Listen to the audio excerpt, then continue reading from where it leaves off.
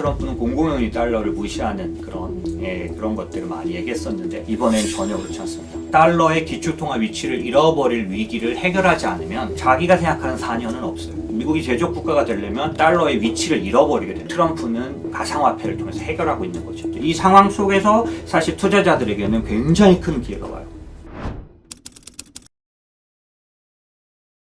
가상통화라는 게 왜 지금 비트코인이나 이런 것들이 그냥 이 사람이 자기 그 행정부나 자기 사람들이 이런 어떤 가상화폐에 대해서 옹호론자기 때문에 그렇게 된 것 같지만 그렇지 않고 사실 트럼프의 정책에는 어떤 모습이냐면 미국을 제조업 국가로 만든다는 게 기본 틀인데 리쇼어링이죠. 그렇게 하면 어떤 문제가 있냐면 달러가 무조건 강세가 돼요. 그렇죠. 예. 그렇기 때문에 사실은 트럼프 일기 때 뒷부분은 미국 경제조차 안 좋아졌거든요. 관세에 의한 그런 부분들도 영향을 받았고요. 그러면서 어떤 문제가 생기냐면 만약에 진짜로 미국이 제조업 국가 리쇼어링이 성공하게 될 경우에는 결과적으로 달러가 미국으로 모여버리기 때문에 기축 통화인 달러가 가치를 잃어버리게 돼요. 그걸 이제 트리핀 딜레마라 그래서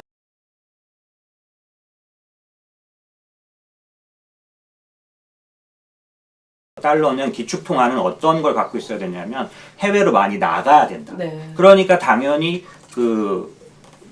대외 무역에서 미국은 손해를 보지만 이 미국이 만든 그 달러가 나가서 돈을 버는 그런 구조다 보니까 그 달러의 딜레마는 더 잘 되면 잘 될수록 더 약세가 되는 딜레마를 항상 갖고 있다는 건데 결국 미국이 제조업 국가가 되려면 달러가 점점 약세가 돼야 되는데 기본적으로 그렇게 되면 달러의 위치를 잃어버리게 됩니다. 그러니까요. 예, 그걸 트럼프는 가상화폐를 통해서 해결하고 있는 거죠. 전략자산이란 말을 쓰고 있는데요. 그게 뭐냐면 미국이 원유를 취급하듯이 어떤 큰 돈을 들여서 정기적으로 그 자산을 사는 걸 전략자산이라고 그러고 보유해요. 비트코인 같은 경우는 어떻게 발표냐면 5년간 매년 일정량을 사서 20년간 보관하겠다는 거예요. 그걸 비트코인에 대해서.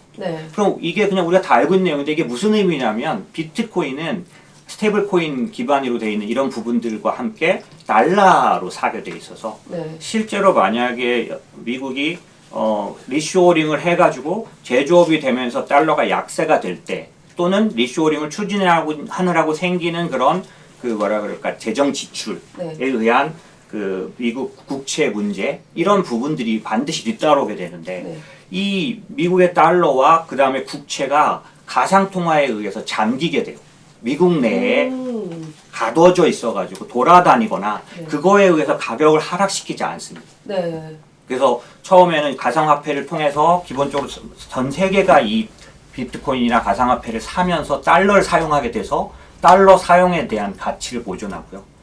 그러니까 이게 어떤 거냐면은 기본적으로 이 어딘가에 잠겨 있게 될 경우에는 달러에 대한 유동성 문제가 생기지 않는 그리고 가치가 하락하지 않는 문제가 생기고 스테이블 코인이라는 거를 지금 같이 도입하고 있는데 스테이블 코인에 관련된 거를 해주면 스테이블 코인을 운영하는 그런 회사들이 반드시 미국 달러와 국채를 사서 일정량을 준비금으로 갖고 있게 돼요.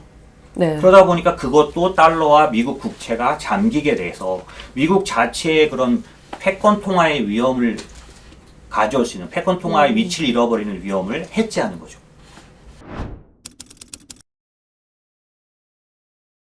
이게 트럼프의 1기 때와 2기 때 완전히 다릅니다. 1기 때는 달러를 너무나 경시했기 때문에 심지어는 아마 그래서 떨려나갔을 거란 얘기를 할 정도 기득권에서 봤을 때 예, 미국의 어떤 그런 쪽에서 보면 그랬는데 이번에는 완전히 다른 태도로 돌아왔고 그거를 이 가상통화로 사용하고 있기 때문에 뭐 예를 들어 가상통화 투자를 하려는 사람 입장에서 이거 뭐 너무 올랐고 이거 아직도 임시적 이렇게 볼 수 있지 모르지만 미국은 거의 그 안정성을 거기다 두고 있기 때문에 현재 구조로 보면 상당히 많은 것을 말해준다라고 볼 수 있겠죠.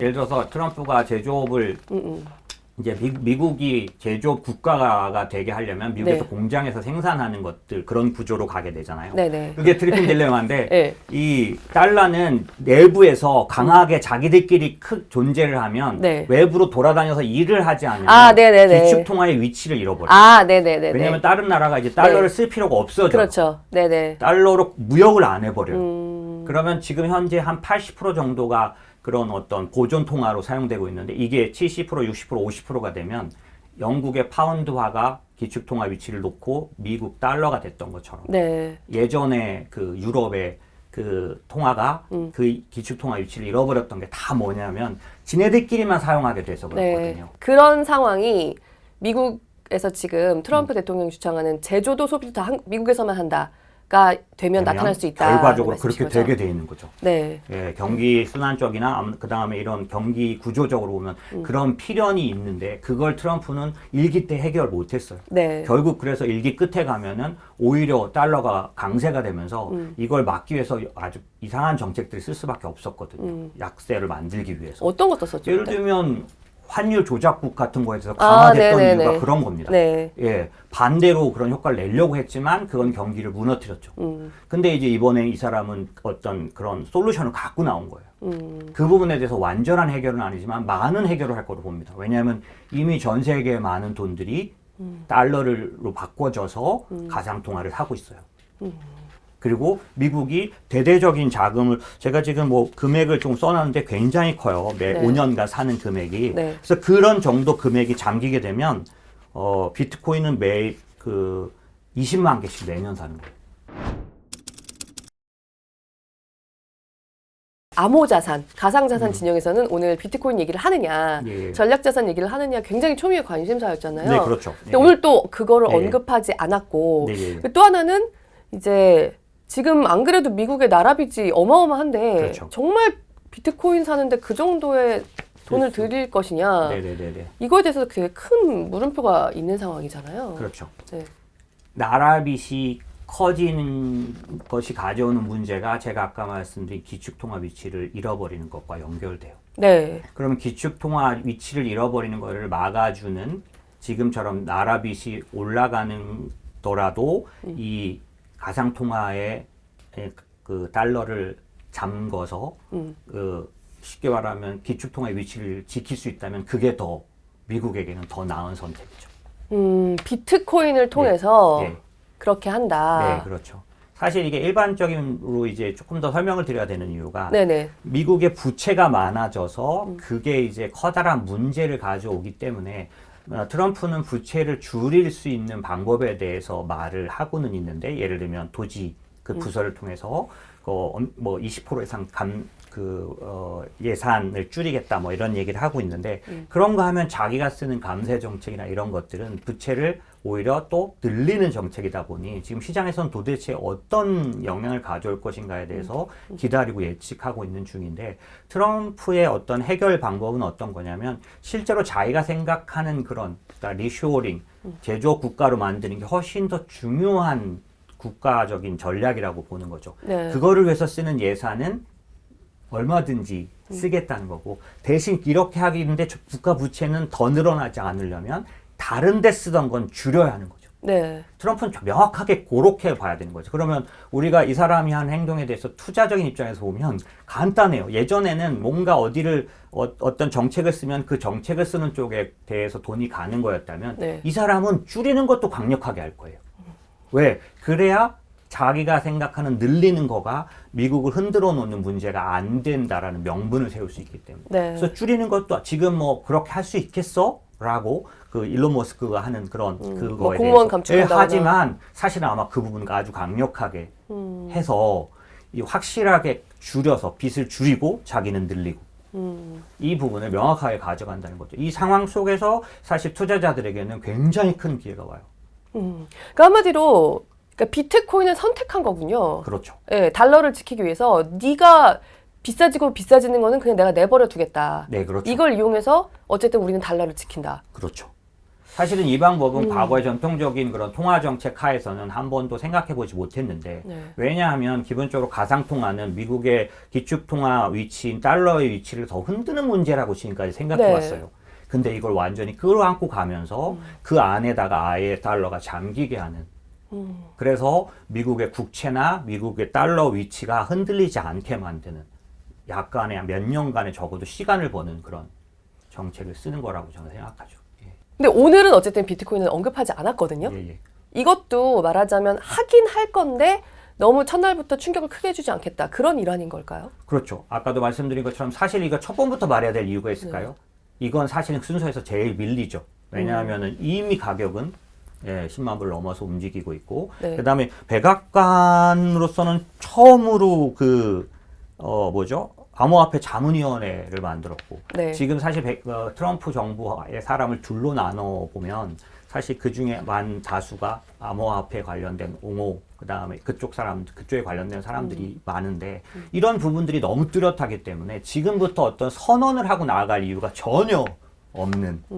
예, 이번에 선언 안 했다고 그러면 안 실행할 거라고는 저는 그렇게 생각하지 않아요. 예, 우선 그 사람은 쇼나 이런 부분들이 있기 때문에 먼저 사람들의 인상 속에 뚜렷하게 내가 뭘 할 거야 라는 거를 보여줄 수 있는 부분에 집중한 거지, 그걸 안 해도 이미 결정 나 있거나 또 뚜렷하게 관철되어 있는 문제를, 왜냐하면 이 문제는 누가 저항하거나 협상 카드가 아니지 않습니까? 예, 그러다 보니까 이걸 먼저 꺼내들 필요는 저는 없었다고. 그렇다고 안 할 거냐? 전혀 아닌 거죠. 지금 비트코인 가격 다 올라왔을걸요? 예. 제가 보기엔 떨어졌다 다시 올라오더라고요. 예. 정말 트럼프 행정부에서 그 정도로까지 생각을 하고 지금 비트코인 전략 자산을 들고 나온 걸까요? 좀 약간 생소한 얘기실 수도 있는데요. 이 달러의 이 기축통화 위치 문제, 어떤 그런 문제는 이 굉장히 이제 중요한 문제였기 때문에 오랫동안 이제 이 문제들에 대해서 다뤄왔고, 저 같은 사람들은 이제 그게 이제 달러의 가치가 점점점 이뤄져 갈수록 기본적으로 미국 기반한 투자나 이런 부분들이 이제 그 효과를 못 내는 거기 때문에 지금 현재로 봐서는 상당히 위협스러운 상황이었다라고. 왜냐하면 단적으로 너무 많이 발행했거든요. 코로나 이후에 너무 많이 발행해서, 예, 그리고 그게 이제 예전엔 통화 정책으로만 될 때는 연준의 발행량, 그러니까 돈을 찍어내는 거죠. 그것만 문제였다면, 이번에는 코로나 때부터는 이 통화 정책 말고 재정 정책도 하다 보니, 이 재정 정책은 전부 국채로 하는 거다 보니까 그 화폐를 직접 찍어낸 건 아니지만 국채를 통해서 또 만들어진 이 부분도 있다 보니까 이게 전부 다 달러의 가치를 떨어뜨린 거거든요. 그러니까 상당히 위협스러운 상황까지. 효과는 부양 효과는 나타났지만 정작 그런 것들을 지탱해주는 기축통화 위치의 달러의 가치는 실제로 계산하면 너무 가치가 없어진 상태가 됐을 거거든요. 그러면 누군가가 반격을 든다면 이거 대표는 중국이겠죠. 위안화의 국제화를 이 사람들은 가장 뚜렷하게 진행하고 있으니까 누군가가 러시아나 중국이나 이런 쪽에서 달러를 방어하기 위해, 달러를 이제 무너뜨리기 위해서 금을 막 사고 있지 않습니까? 예, 그런 부분들이 진행됐을 때 자칫 이 부분을 잘못 관리하면 큰 걸 얻으려고 했지만 이게 무너지면서 이 틀 자체가 흔들릴 수 있기 때문에 이 달러의 기축통화 위치를 지키는 이게 더 사실 중요한 거에 속하다 보니, 이런 보관을 갖고 나오지 못한다면 지금 계속해서 해나가고 있는 이 재정 정책, 자기는 이제 감세나 이런 걸 통해서 계속해서 진행해야 되는데 이거를 뒤집는 문제가 될 수 있기 때문에 트럼프로서는 상당히 큰 보관을 가진 그런 문제가. 이미 바이든 정부에서 상대적으로 달러를 많이 강세로 만들어놨잖아요. 트럼프가 원하는 것들을 하고 싶으면 결국 그거를 많이 되돌려야 될 테니까 그거를 비트코인으로 뭐라고 해야 되나, 비트코인으로 막겠다. 지금의 어떤 달러의 힘이 빠지지 않도록 하겠다. 그런 말씀이신 거죠? 그렇죠. 그러니까 바이든 정부는 달러의 그 달러 인덱스가 몇 년 내 최고치로 올라가는 거에 대한 부담을 크게 갖고 있지 않았어요.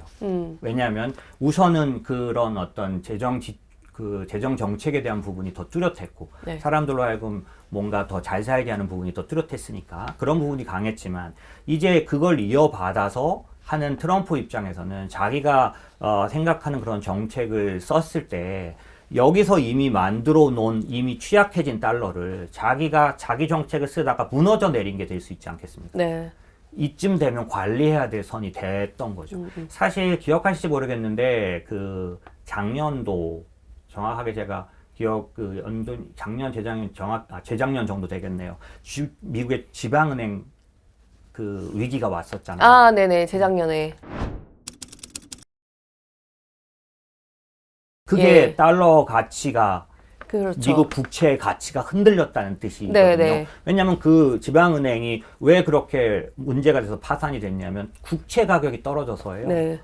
네. 영국도 그 당시 그런 문제가 터졌었고, 네. 그러니까 연기금이 뭐 문제가 되면서 그런 그런 상황들을 옐런이 단기채 발행을 통해서 이런 모든 것들을 플레이해서 재무부 계정의 돈으로 관리해서 뻑이 안 나게 잘 관리해 왔던 거죠. 네. 예, 그래서 겨우 달러가 그렇게 강세가 되고 그렇지만 국채에 의심받는 것들을 어느 정도 해결해 왔지만 만약 여기서 대안이 없다면 뻑이 날 수 있는 상황까지 왔던 거죠. 그래서 침체가 오래 올 거라고 매크로 보는 사람들 중에 하나는 옐런처럼 관리하지 못할 거라는 거예요. 스캇 베센트가 들어오는데 이 사람은 옐런처럼 이렇게 국채를 다루지 못할 거라고 보는 거죠. 예, 만약 그렇게 되면 어떻게 되냐면 말씀드린 것처럼 이미 다 바이든 정부를 통해서 문제화된 게 심각해져 왔기 때문에 달러에 대한 의심 이게 어느 순간 허물어져 내려버릴 수 있는 상황이 실제로 올 수 있고 그렇기 때문에 국채 금리가 안 떨어질 거라고 보는 거예요. 5% 갈 거다. 네. 절대 안 내려올 거다. 이런 얘기들은 이미 갈 때까지 갔다라는 거죠. 국채에 대한 의심이. 네. 근데 이 의심을 계속 가져가고는 트럼프는 정책을 쓸 수가 없어요. 네. 아무리 좋은 정책을 써도 뭔가 그런 균열이 오면서 자기 문제가 됩니다. 네. 자기가 쓴 정책 때문에 이렇게 된 것처럼 될 수 있죠. 그렇기 때문에 이 달러 강세 문제를 해결하지 않으면 그리고 그러니까 더 정확하게는 달러의 기축통화 위치를 잃어버릴 위기를 해결하지 않으면 네. 자기가 생각하는 4년은 없어요. 그리고 네. 평가가 안 좋을 수밖에 없는 거죠. 그러면 지금 비트코인의 경우에는 사실 지금도 너무 많이 올랐다. 뭐 이런 얘기 나오는데 이제 시작이라고 정말 생각할 수도 있겠네요. 정말 그렇게 된다고 하면요. 저는 사실 사실은 이 가상통화는 밸류에이션이 되지 않는 자산에 독하기 때문에 네. 예, 제 주식이나 채권 같은 것들은 이익들이 다 있기 때문에 얼마 가격이 나오는데 반해서 금이라든지 비트코인 같은 것들은 수급으로만 가격을 매기는 네, 자산이거든요. 그러니까 제가 그 가격을 함부로 매길 수 없지만 제가 생각하기에는 안정적인 그런 금과 같은 어떤 위치를 가졌다는 거지 그게 계속 가격이 올라간다는 뜻은 아니겠죠. 저로서는 아마 틀림없이 제가 지금까지 봤던 자산들의 가격 움직임으로 볼 때는 네. 그런 부분들의 정확한 어떤 피크를 치고 나면 쉴 수밖에 없는. 예, 그래서 단기적으로는 당연히 장기적으로는 굉장한 위치를 얻어냈지만 그렇다고 해서 가격이 계속 올라간다는 뜻은 아니라서 저로서는 지금 얘를 사야 되느냐라고 한다면 단기적으로는 쉽지 않다라는 거고요. 중장기적으로는 사실 투자가 가능한 자산으로 이미 인정을 받은 건 그렇습니다. 저조차도 인정을 못해서 네. 계속 그래 왔지만 네. 사실은 트럼프의 그런 보관 때문에 만약에 비트코인에 대해서 가상통화에 대해서 누군가 의견을 묻는다면 예전에는 제가 그거를 어떤 투자적인 얘기를 했을 거예요. 근데 지금은 말씀드린 것처럼 매크로적인 얘기를 합니다. 그렇기 때문에 사실 저는 금과 같은 위치를 갖게 될 거다라고 보는 쪽이죠. 적어도 트럼프 기간 안에서는. 네.